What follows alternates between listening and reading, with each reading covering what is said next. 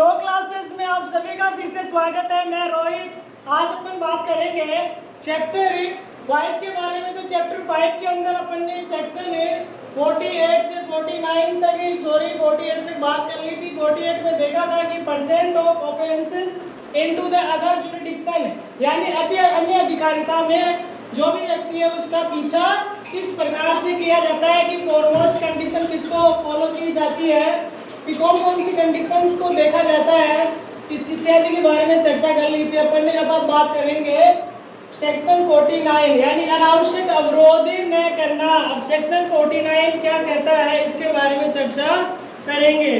Section 49 बताता है कि अननेसेसरी रेस्ट्रेंट, यानी कि अगर कोई भी व्यक्ति जब अपराध कारित करता है तो उसका अनावश्यक अवरोध नहीं किया जाना चाहिए, किसी के अवरोध नहीं किया जाना चाहिए। किसके लिए? जो उसके निकल भागने से। किसके लिए? निकल भागने से। निकल भागने से अनावश्यक अवरोध नहीं किया जाना चाहिए, यानी जो ऑफेंस कमिट करके भाग रहा है उसके ऊपर किसी प्रकार का मतलब कोई अवरोध नहीं किया जाना चाहिए। अवरोध इतना ही किया जाना चाहिए, सीमित रूप से ही अवरोध किया जाना चाहिए। अवरोध बहुत ही, जो पुलिस अधिकारी भी अवरोध करते हैं तो एक सीमित रूप में अवरोध करते हैं। तो अपन इतना ही सेक्शन में। अब सेक्शन बात करेंगे 50। तो 50 में देखते हैं कि सेक्शन 50 क्या कहता है। सेक्शन 50 कहता है कि person arrest to be informed of the grounds of arrest and to the right to be bail, यानी गिरफ्तार किए गए व्यक्ति को गिरफ्तार के आधारों और जमानत के अधिकारों की इत्तला दी जाना। अब इसमें क्या बताया गया है, मान लीजिए कोई व्यक्ति है, उसने कोई ऑफेंस कमिट किया है। अब ऑफेंस कमिट करके वो क्या है कि मतलब कि पुलिस ऑफेंस कमिट करने के बाद उसे पुलिस ने गिरफ्तार कर लिया। अब पुलिस ने गिरफ्तार करने के बाद उस व्यक्ति का क्या क्या राइट्स होते हैं उसके बारे में इस सेक्शन में अपन चर्चा करेंगे।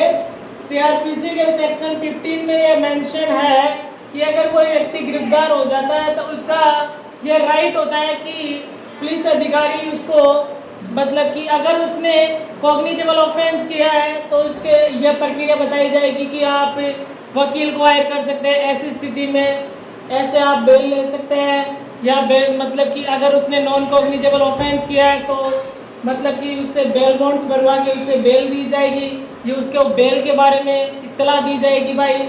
और आप उसमें एक बात और है कि वकील को हायर करने के लिए भी उसे मतलब कि स्वतंत्र रखा गया है भाई। ऑफेंस कमिट कर देता है कोई व्यक्ति तो उसे कोर्ट में अपना पक्ष रखने के लिए एक वकील भी हायर करना होता है, और ऐसी स्थिति में उसके पास ये राइट होता है कि वो वकील हायर कर सकता है कोर्ट के मतलब कि पुलिस की कस्टडी में भी। और पुलिस को जब वह व्यक्ति ऐसा करता है तो पुलिस ऐसा करने के लिए उसे रोक नहीं सकती है, क्योंकि ये पुलिस का राइट नहीं है।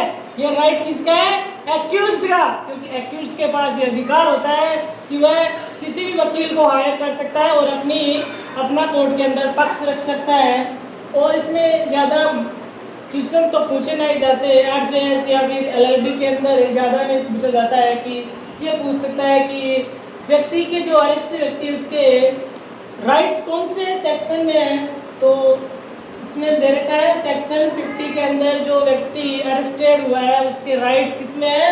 सेक्शन 50 में पहले से मेंशन है। तो अगर एग्जाम में क्वेश्चन आता है कि गिरफ्तार व्यक्ति के अगर डीपली पूछता है तो यही पूछ सकता है कि उस व्यक्ति के क्या क्या अधिकार है।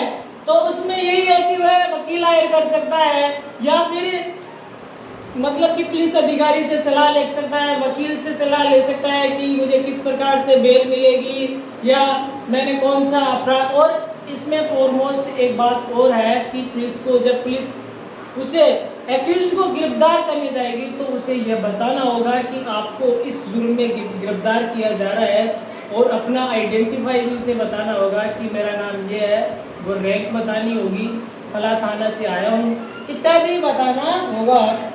और जब वह अपने आप को पूर्ण रूप से सुपुर्द कर देता है पुलिस अधिकारी के समक्ष में, तब उसे क्या मान लिया जाता है? गिरफ्तार मान लिया जाता है। तो अपन ने देख लिया कि सेक्शन 50 के अंदर क्या बताया गया। तो मेरे को लगता है कि लगभग सारे डाउट्स आपके क्लियर होंगे। अगर और भी कुछ डाउट्स है तो कमेंट्स बॉक्स में बताना, मैं जरूर उनको सॉल्यूशन करने की कोशिश करूंगा। तो अपन ने 50 में देख लिया, अभी देखते हैं 51, सर्च ऑफ अरेस्टेड पर्सन, यानी गिरफ्तार किए गए व्यक्तियों की तलाशी। इसमें क्या बताया गया है, ये 51 से स्टार्ट करने से पहले अपन एक बार इसमें एक चीज भूल गए। वो क्या भूल गए, ये भूले हैं कि इन्वेस्टिगेशन क्यों की जाती। अभी person arrest to can informed grounds of arrest and to right to be bail, यानी उसको गिरफ्तार क्यों किया जाता है। अब इसका मेन मोटो क्या है गिरफ्तार करने का, तो मेन मोटो यही है कि for the purpose of investigation, यानी इन्वेस्टिगेशन करने के लिए ही उसे गिरफ्तार किया जाता है। किस लिए, इन्वेस्टिगेशन।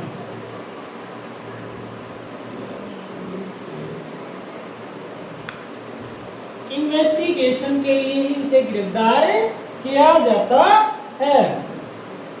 तो और आफ्टर द कंप्लीट इन्वेस्टिगेशन, जब इन्वेस्टिगेशन कंप्लीट हो जाती है, आफ्टर द कंप्लीट इन्वेस्टिगेशन, और इन्वेस्टिगेशन कंप्लीट हो जाती है तब इन्वेस्टिगेशन है, तब धारा 173 सीआरपीसी में, यानी 173 सीआरपीसी में बताया गया है कि चालान होता है कि उससे संबंधित स्थानीय अधिकारिता है उसके सामने प्रस्तुत कर दिया जाता है। स्थानीय अधिकारिता धारा कौन सी, 173, सेक्शन 173 एसईसी सेक्शन 173 के सब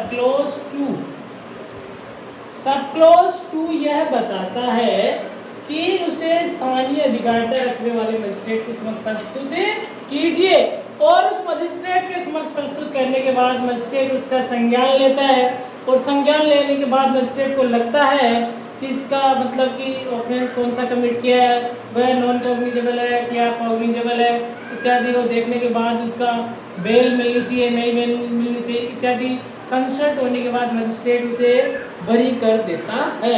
अगर वह बरी होने लायक है तो उसे बरी कर देता है या फिर उस पर दोष सिद्ध कर देता है। अब अपन बात करेंगे section 51, search of arrested person, यानी गिरफ्तार किए गए व्यक्तियों की तलाशी। अब इसमें क्या बताया गया है, तो इसमें बताया, तो इसका अर्थ है कि व्यक्ति गिरफ्तार किया जाता है, उन व्यक्तियों की तलाशी किस प्रकार से की जाएगी, या तलाशी करते समय यह देखा जाता है कि जो भी उसके पास सामान है वह गंभीर प्रकृति का तो है तो उसे सीज कर दिया जाएगा, या तलाशी के दौरान व्यक्ति की ड्रेस के अलावा जो भी सामान है वस्तु मिलती है तो उसे पुलिस द्वारा सीज कर लिया जाता है, और सीज की वस्तुओं की व्यक्ति की से वस्तु की रसीद पुलिस द्वारा उसे गिरफ्तार व्यक्ति को दी जाती है।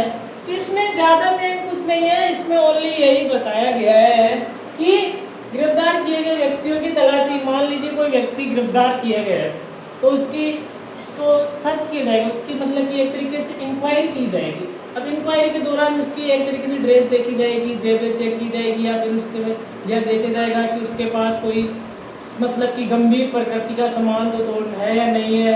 गंभीर प्रकृति का सामान है तो उसे मतलब कि उसे एक तरीके से जब्त कर लिया जाएगा, या फिर उसकी मतलब कि कपड़ों के अलावा उसके पास कुछ भी नहीं छोड़ा जाता है। मतलब कि उसे कपड़ों के अलावा जो भी उसके पास सामान होते हैं, मोबाइल होता है, घड़ी होती है इत्यादि, सबको क्या कर लिया जाता है, जब्त कर लिया जाता है। किसके द्वारा, पुलिस ऑफिसर द्वारा उसे जब्त कर लिया जाता है।